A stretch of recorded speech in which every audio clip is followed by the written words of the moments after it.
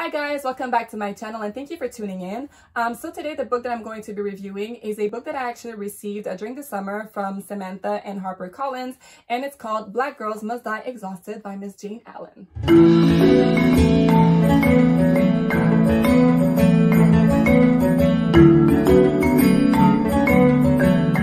So you might have heard about this book before because it was released independently by the author, and then she got a book deal, so it's being re-released through HarperCollins, and it's coming out on September 28th, so like a couple of days from now.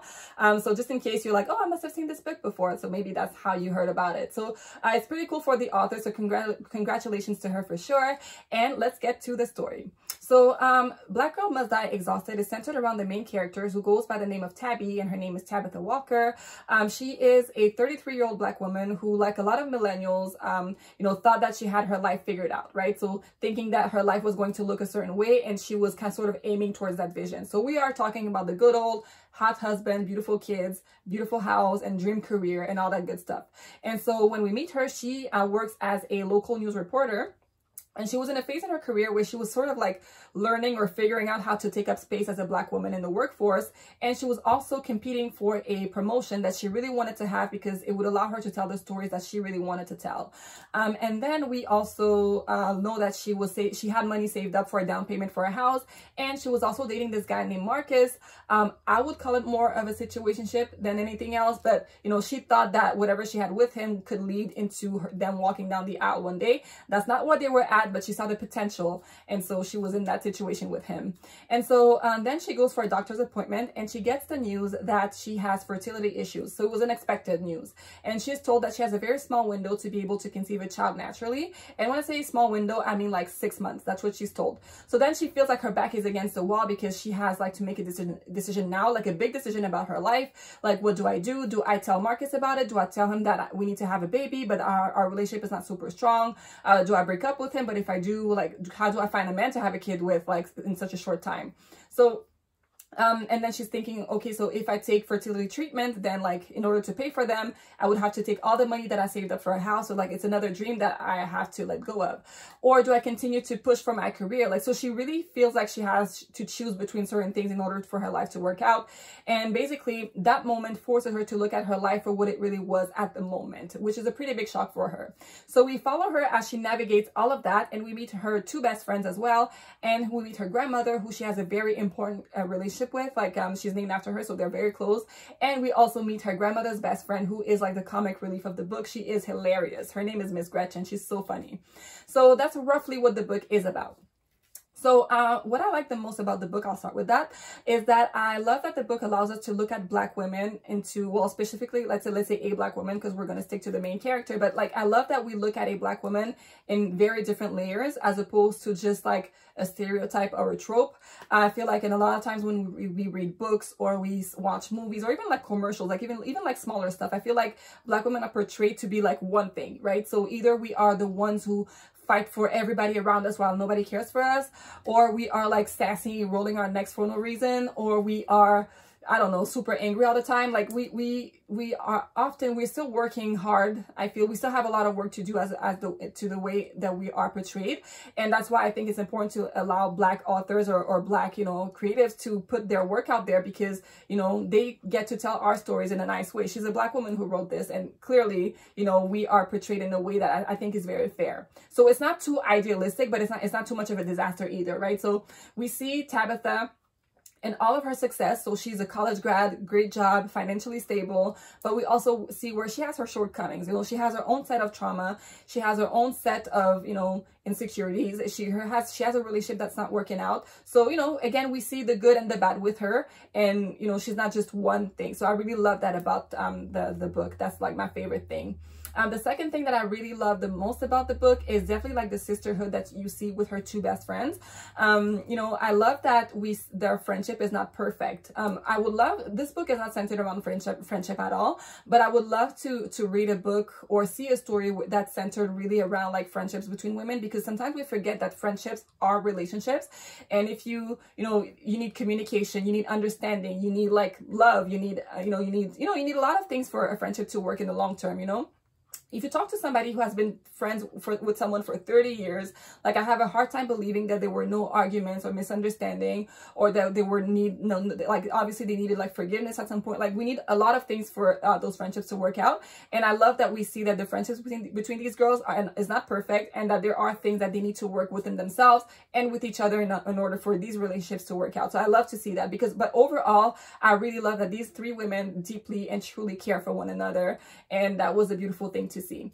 And I love how they have fun together. Like, you know, the way that they would be meeting, like to have drinks together, or like the text message exchanges, like made me smile. And it reminded me a little bit of like the TV show Girlfriends. So I don't know if you're familiar with that show, but I really love it. And if you haven't seen it, you should definitely check it out. It's on Netflix. It reminded me of that TV show, just the way that they have relationships with one another, but also the way that they're all in different stages in their lives, or going through something that's different. Like one is married, one is, I don't know what she's going through, I forgot. And then like you have Tabitha, who's going through what she's going through. So as far as the writing of the book, I felt like the writing was very accessible, in the sense that it was not a hard book to read. It's something that if you're an avid reader, you can read pretty quickly in a couple days, like 2-3 days. If you are someone who doesn't read as often, maybe it could take you like a week or a week and a half, or it could take you more if you're busy, I guess. But it's just not something that's like a hard labor to read, which I think is really nice, because you can reach a wider audience in that way. But it's not too dumb to the point where you're thinking that it's written for kids either, right? One thing that I have to say, if I have to give a critique, is that I felt that some of the book was, some parts of the book felt like filler chapters, or like filler parts of the book. Like I feel like some parts were like not super necessary to the story or the plot, and I feel like they could have been like not included. So I feel like maybe the book could have been shorter, not because it's super long, but just because some parts were not very necessary, in my humble opinion. The book has conversations about race, and I wouldn't say that it's problematic, because it's not at all, but I just feel like some parts of the way that race is explored might not be like an angle that I would go to, like especially like, well, I can't say because I don't want to spoil it, but I'll just say that the way that Tabitha goes about certain things, I would have gone about it a bit differently. So I don't fully agree with certain things, the way that she approaches certain things. But don't worry, there's nothing that I feel like is problematic at all. So that I don't think it would ruin your reader experience. Speaking of reader experience, I have to say that this book is more character driven as opposed to like plot driven. So meaning that the book is more about getting to know Tabitha and follow her as she's going through life. So it's not one of those books where you will have like, where you will say like, oh my God, at the end of every chapter.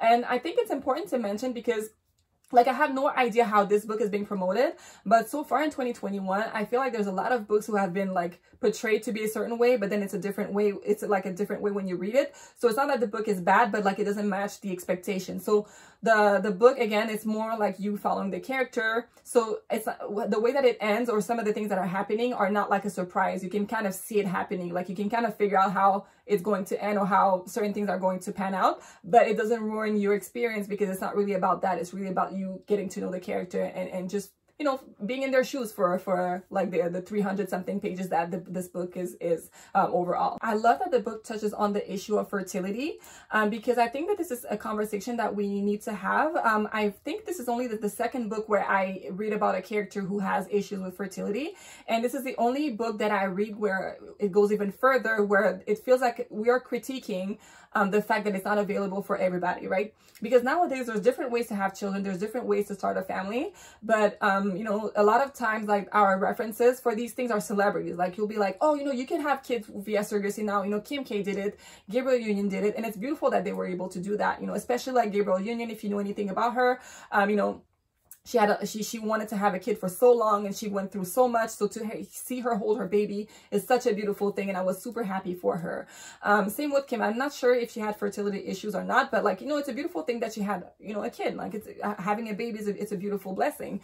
But the truth is that who is able to afford those treatments? Who is able to get a surrogate mom? It's not everybody, and it's not accessible to everyone. So I like that the book sort of critiques that, and I do believe that as people, you know, who want to have kids eventually, we kind of want to look into these things, you know. And also, I think that as time goes on, I think that this is a conversation that we're going to be having more and more, because we're finally being open about the fact that some women have fertility issues. I mean, it's still not something that we're fully comfortable with, but it used to be much more of a bigger taboo back then. So I like that this is a bit more open. And maybe, you know, I love that because the book is you know, by a Black woman, centered around Black women, hopefully that could also spark the conversation about that within our own community as well. I don't want to make generalizations, so I don't know like depending on where you are, maybe Black people are open about it, maybe they're not. So this could be like a good conversation starter about that specific issues for sure. So the book has themes like, you know, love, relationships, you know, breakups, makeups, you know, finances, generational trauma. Like the book touches on like so many themes, but it doesn't feel like they're all like shoved into it. They really flow nicely into the story, which is important. I think that sometimes authors feel like they need to talk about like certain things, so they like shove everything in and you're like, what the heck am I reading? So no, everything flows really well, and different people can take different things out of that book for sure. I think that this book can definitely be for everyone. So at first I was going to say like, oh, this book might be great for people who might be like in their mid to late 20s and upward, but really like anybody can benefit from that. Any young adult can benefit from that, because I think that we all have a bit of a vision of what our life is supposed to look like. And some of that vision could be our own internal pressure that we put on ourselves, or it could be like family expectations, but life doesn't always happen the way that you thought it would. So I like that. I think that that's why I think that everyone can really benefit from that book for sure. So that's it for my review. I think it's a pretty cool read. So if you have read it and you want to share your thoughts about it with me, by all means, you can reach out. If not, then I will see you for my next video, and I hope you have a great week.